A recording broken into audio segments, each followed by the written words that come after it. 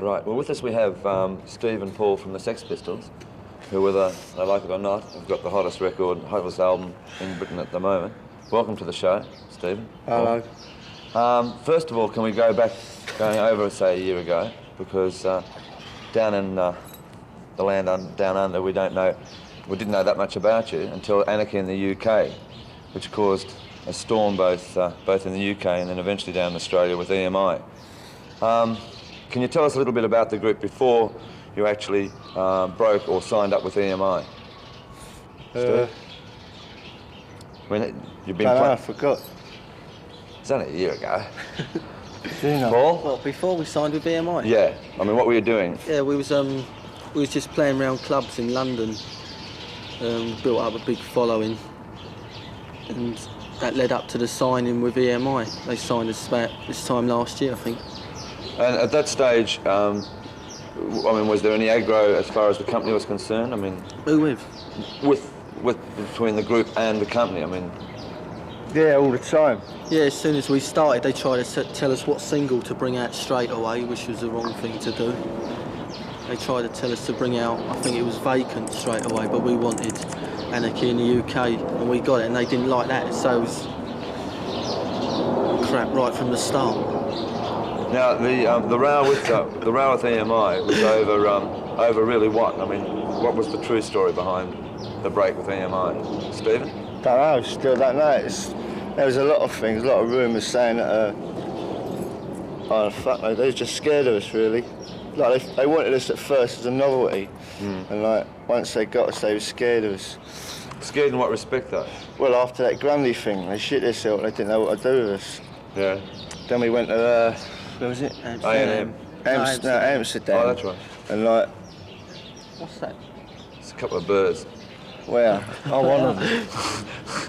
And when we went to Amsterdam, like, the press at the airport said we shit and puked up everywhere, and like we didn't. And we got to Amsterdam, we got a letter saying that they wanted to withdraw their contract, so they did. And we didn't have a rental company then. They give us £40,000. Well, at that stage, Anarchy in the UK had already been released, both UK, Europe, and down Yeah, but in Australia. they stopped bringing it out. Yeah, they stopped bringing They wouldn't it out. stock it. Like, they made out like no one could get in the records, but they just didn't fucking bother getting it out, putting it out anyway. Right. And then after that, there was a lull, and then you were signed A up. bit of a Bit of a lull. lull Bit of a lull, and you were signed up then with A&M Yeah, for another- a week. for a week. Yeah. for a week. And then again, there was all the money thing, and they opted out of their contract. And then I read how you as a group were finding it rather frustrating in the sense that all you wanted to do was go out and play and put down a record. Was it that Yeah. frustrating at that stage? Well, I wanted to get it rattled out, but like, Yeah. it didn't fucking matter because like, they had all that dough, like, so spent it. And what actually happened to the money? I mean, did you put it away, or you didn't really spend it all? You couldn't. Oh, we put it Down in, the pub. put it into funds. Yeah. We give it to We charity. give it to Oxfam. Right. So then after that, so punks could get their clothes for nothing, see. Virgin Records signed you up, but by this stage you were sort of becoming cult heroes. I mean, is that what you wanted to happen? No, we wanted. As far as the press was No, we concerned? wanted to play. We hadn't been allowed to play. It's right from that Bill Grundy thing. Everyone got really paranoid right away, all the way since then. We just ain't been allowed to play, and it all started from that, really. Now, with the companies, the record companies, since I've been over here and just chatting around, there's been a lot of debate about whether, in fact, Bill Grundy was the one that was at fault by edging you all on. Well, no, it's just like if you walk down the fucking road, like me, if someone wants an argument, you give him an argument back, didn't you? Yeah. And like he started it, he said, go on, you get another 5 seconds. So, What like, did you say, Steve? I just fucking give him a load of abuse, like. Yeah. And he asked for it, didn't he? Were you surprised then the next day when all the publicity hit the daily papers and spread right across the world? Yeah, it was pretty funny. It's like, you know, they put all that on the front fucking page for all that, just for swearing on the television. We Fucking forgot about stupid, it. isn't it? We forgot about the whole thing a couple of hours after. And we didn't expect nothing to happen from it. Okay, now, with, a year later, after sort of being, with the release of the Anarchy in the UK, you've now been sort of hailed as the leaders of the the new wave music or punk rock bands. That's right. But I mean, but there's 1,000,001 around. I mean, what are your opinion now of the bands that are around? Well, they're all right. I mean, like, they're trying. I mean, it's better to go and see them than Led Zeppelin, isn't it? Or someone like that. It's better they want to get involved with something different than what they've had over the past 8 or 10 years before we started. Yeah. You know what I mean? Has it affected you musically, like with it being recording, songwriting or anything like that, with all the controversy that has raged over the last, say, 12 months? Yeah, we just like to write songs what upset people even more now.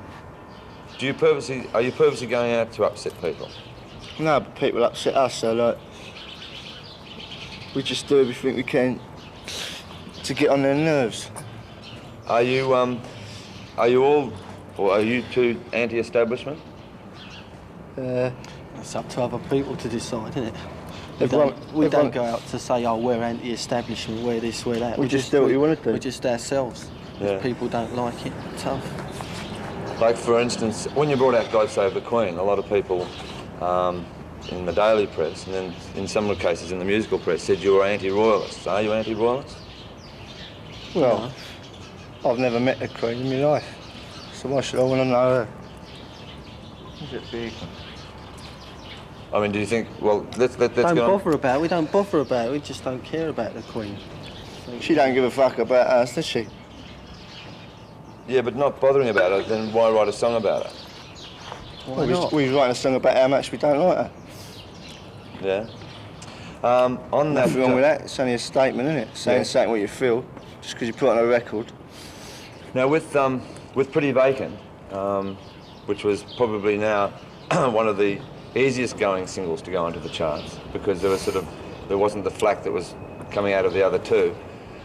Is that the way you prefer it to be, like just to get on with the music and not worry about so much the bullshit that Yeah, but surrounds we things? get bullshit all the time from people. We're just trying to do what we want to do all the time. We just get bullshit all the time, non-stop. But from whom? From your recording Everyone, company? yeah. Not just them, everyone. All the press, everyone, all the media, you know. Yeah. I mean, Just won't leave us alone.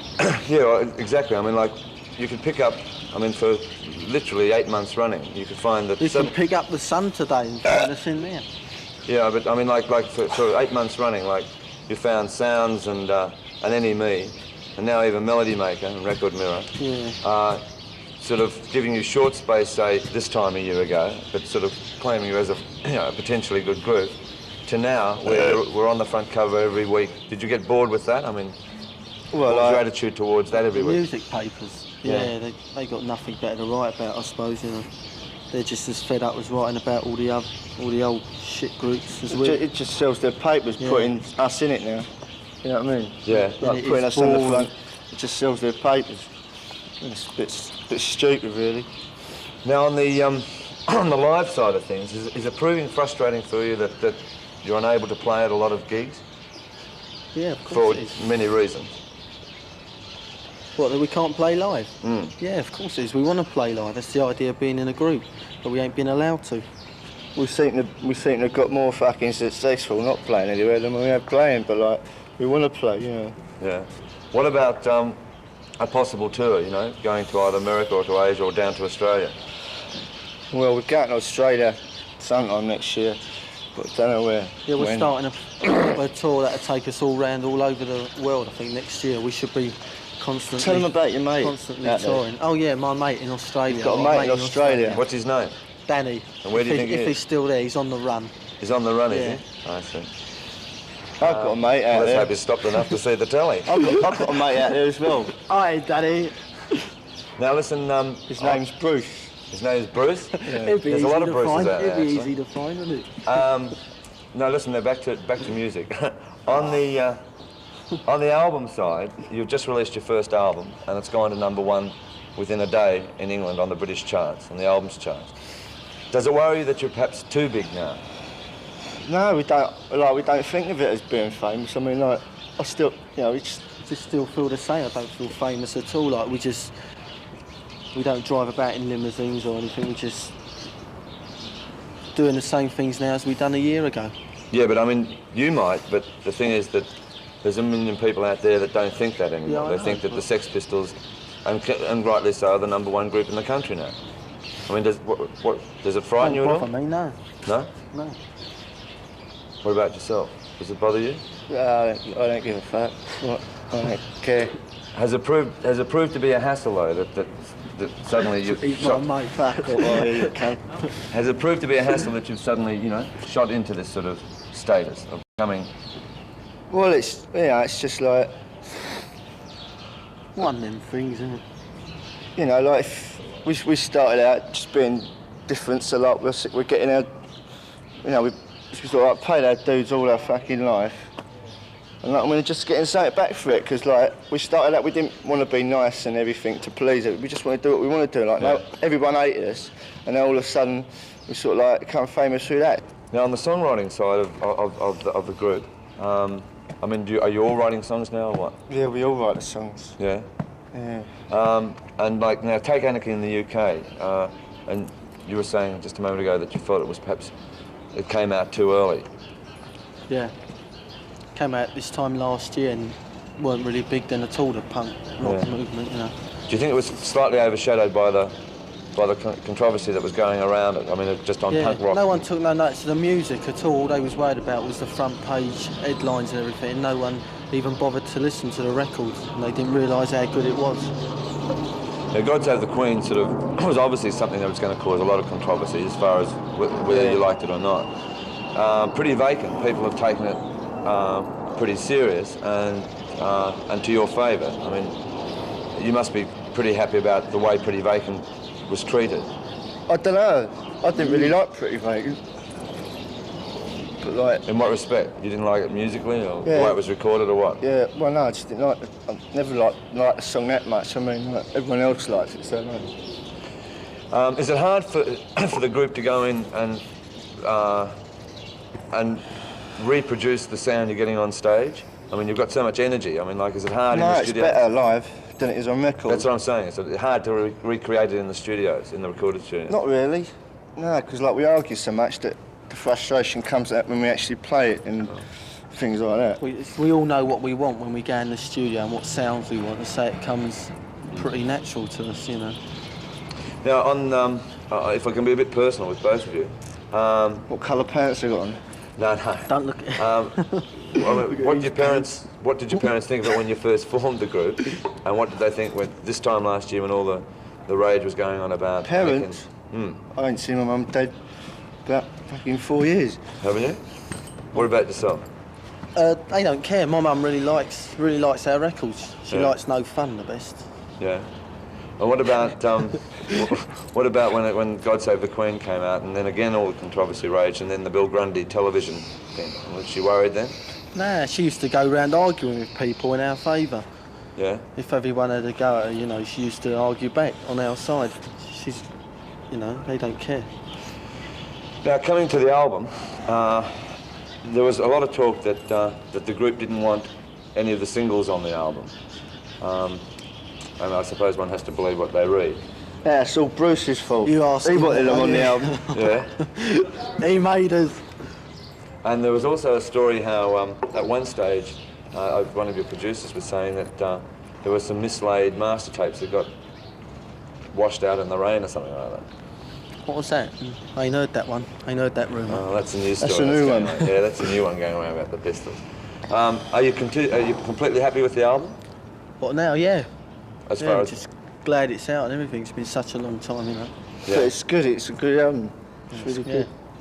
now the current single, "Holidays in the Sun." It's about an holiday in Berlin. About a what? It's about a holiday in Berlin. We went for an holiday for a week. Melton wanted to get us out of the way for a week, so we just wrote a song about it. And when do you actually write your songs? Sort of when you're rehearsing, or just? Yeah, we'll Yeah. go down the studio and just work it all out. Like if there's a few ideas, like everyone else puts some ideas into it. Yeah. And like, I mean, like there's a lot of arguing that I don't like this bit, I don't like that bit, but like in the end, like you get a song out of it, so it's worth it.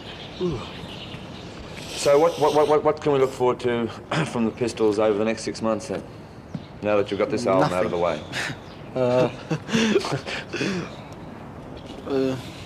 touring, playing as much as we can. Yeah. We're doing a big like tour. Is it worldwide or what? Yeah, as many Yeah, countries as we can go worldwide to tour. next year. Yeah. It'll probably be Australia. Well, it will definitely be Australia in that and all. And obviously you're looking forward to that now. Yeah, Yeah. bit of sunshine. Okay, well listen, thanks very much for coming on the You can show. invite all the kangaroos to our gigs. To do the pogo. Yeah. Yeah. Yeah. Put a Thanks. safety pin in the email. Thanks for... Thanks. Could you imagine kangaroos with safety pins? They do Walking around. pogo, don't they? Yeah. Thanks for coming on the show. You've been made out, and especially down in Australia, it's been the most impossible group to get along with. And all I Well- can say is it's been a pleasure talking to you. We're reasonable. Yeah, not bad at all. I wished I could say the same, mate. Thank you.